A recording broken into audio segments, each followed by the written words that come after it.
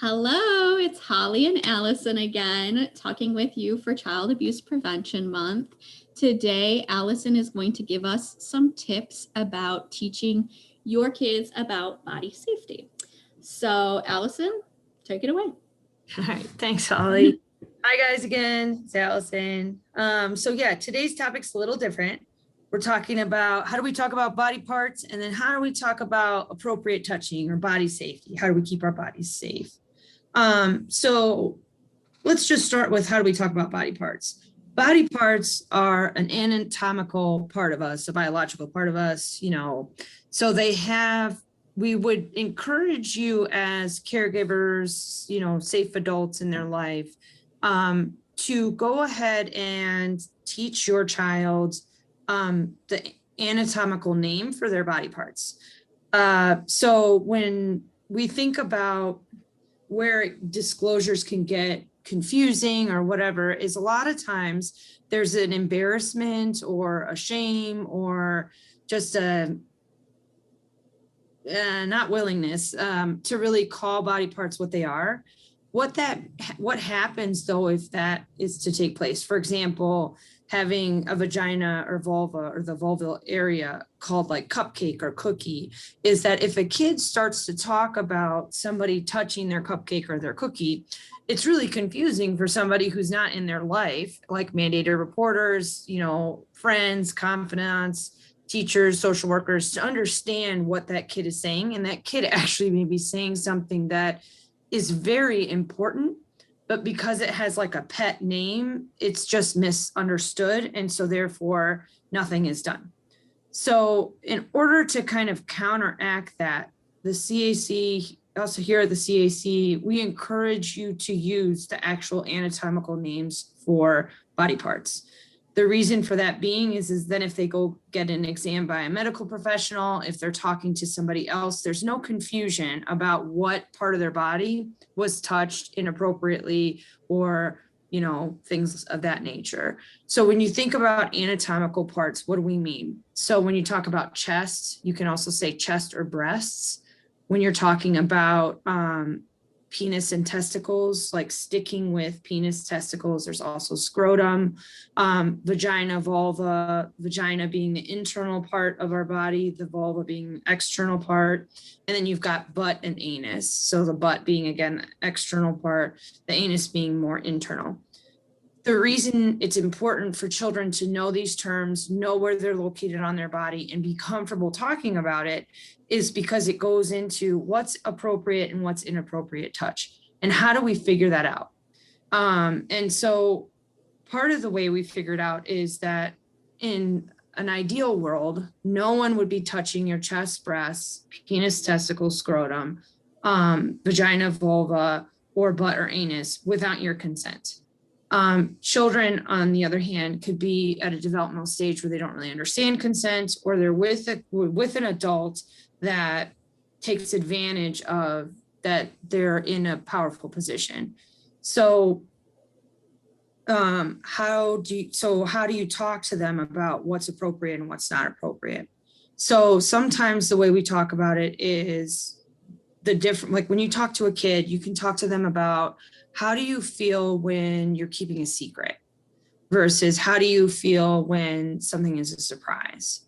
And the reason we use secret and surprise is because when somebody's holding a secret, inherently what happens is there's a feeling of guilt, there can be a feeling of shame, and somebody is being left out, if that makes sense. It's isolating, and it's really just uncomfortable. I mean, think about it for yourself as an adult when you have to keep a secret and like you're around the person you have to keep a secret from, kind of feels pretty crappy.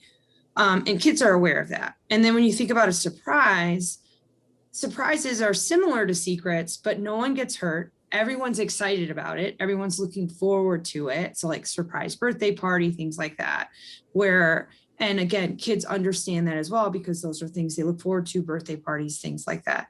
So one is to start talking to your child early on about the difference between secrets and surprises, because internally a secret and a surprise feels different.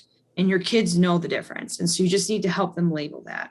Then you've got something that's kind of in the middle, that's confusing touch, where, maybe a doctor or some other medical professional touches them in that area and it becomes confusing. Like, was that okay? Was that not okay? And so being able to have open conversations using the labels of body parts, the actual labels, and having open discussions about it that aren't filled with shame, aren't filled with, we shouldn't be talking about this, but more of having an open curiosity about, tell me more about this confusing touch that you had. And the reason we would want them to tell them more is because when it's in that area of being confusing, odds are the kid's not going to be able to identify it as appropriate or inappropriate. So then as an adult in their life, that's where you step in and you can help them gauge that. So that the word for that is that we use in a lot of the trainings that is that we're helpers to those children, is that we're helping them understand what's happening to them. We're helping them explore it. We're helping them identify it, label it, and so forth. So starting off with having the freedom to label body parts as they are anatomically, medically, all that stuff, erases any confusion that would happen with when we start talking about, is the touch inappropriate or appropriate? The other thing is that as children develop, they do explore their bodies. They do find things that feel good. And the conversation that you want to have about that is not that that's a bad or shameful thing. It's that that's something that you need to do in private, because again, the chest, breast, penis, testicles, vagina, vulva, butt, anus, like all of that stuff is like, no one can touch it without your consent.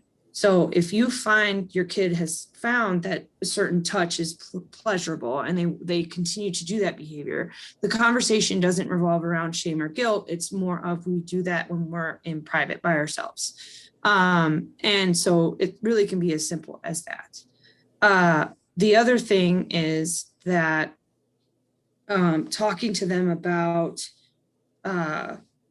if you're concerned about where they learn this behavior or anything like that, know that certain exploration of the body is normal, but where you should start to wonder about and maybe be like, should I have a conversation about inappropriate and appropriate touch or confusing touch, is when you start to see a kid have behaviors that are way beyond developmentally what you would expect.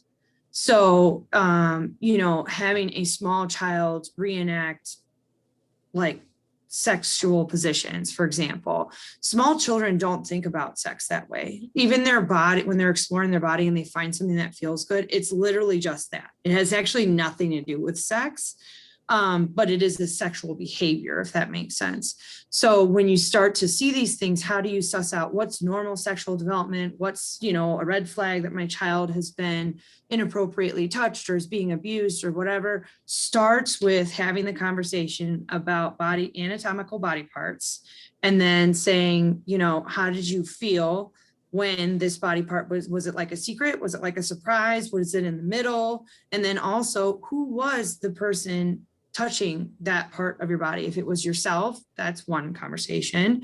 If it was an adult, was it because you were having a medical exam? Was it because they were applying a medication? Was it, something like that? Which again, any trusted adult in that circumstance would have to be doing that because the child cannot do that for themselves. Or is it moving into an area of, you're starting to wonder, okay, so where is this kid learning this stuff? Or now you're starting to have suspicions. That goes back to all the recordings that we've done before of, if you have that suspicion, you are, any adult, anyone, mandated reporter or not, can call the DCFS hotline and say, this is what my child is reporting to me, or this is what my friend is saying is happening to this child, and I'm worried about it, and try to provide as much information as possible. I know it can be hard. I know society pressures us, kind of not to talk about sex and not to talk about body parts and all that stuff. So like doing that with a young child seems counterintuitive, but I can tell you it's actually a really good safety measure to have. And that in the long run, if something bad is happening or a traumatic event is happening to the child, it'll give the child the language needed to be able to help the authorities and the others involved keep that child safe.